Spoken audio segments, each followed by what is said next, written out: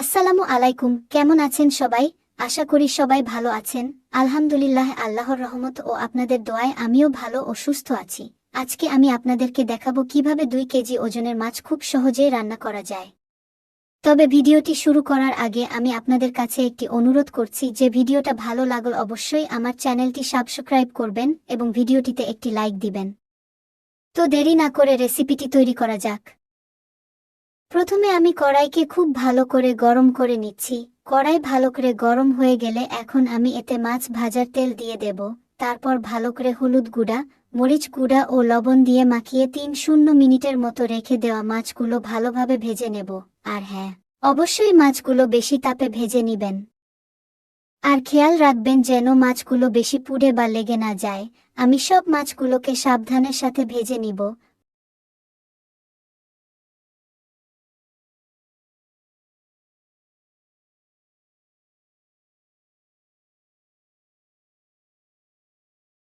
মাছ ভাজা হয়ে গেলে একে একে মাছগুলোকে বাটিতে তুলে নিব। আর হ্যাঁ, আজকে আমি মাছগুলোকে একটু কড়া করে ভেজে নিয়েছি। তারপর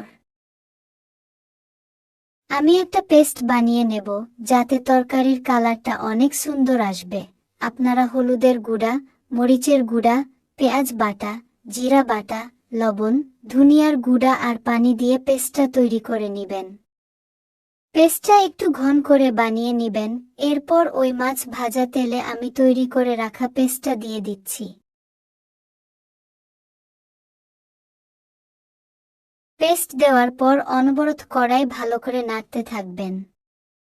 তাছাড়া নিচে লেগে যেতে পারে। পেস্টের মশলাগুলো ভালোভাবে কষানো হয়ে গেলে আপনি একাই বুঝতে পারবেন, দেখবেন পেস্টের উপর তেল ভেসে উঠছে।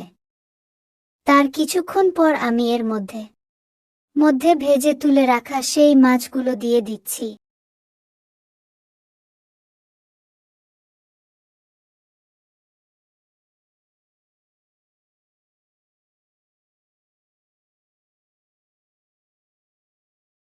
মাছগুলো দিয়ে দেওয়ার পর ভালোভাবে নেড়ে চেড়ে মাছের সঙ্গে মশলা মিশিয়ে নিতে হবে। এর কিছুক্ষণ পর আমি পরিমাণ মতো পানি দিয়ে দিচ্ছি। পানি দেওয়ার পরে আমি আবার ভালো করে মিশিয়ে নিচ্ছি।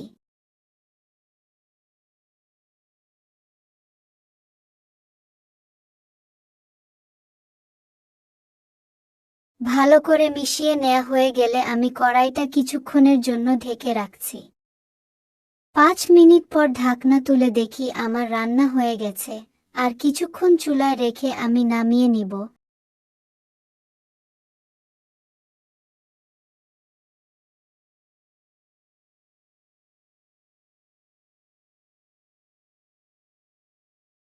দেখুন আজকের রেসিপিটা কত লোভনীয় হয়েছে দেখতে।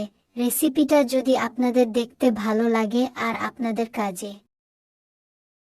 আপনাদের কাজে লাগে তবে অবশ্যই আমার চ্যানেলটি সাবস্ক্রাইব করে ও ভিডিওটাতে লাইক দিয়ে আমার পাশে থাকবেন। আজকের মতো বিদায় নিচ্ছি। সকলে ভালো ও সুস্থ থাকবেন। আল্লাহ হাফেজ।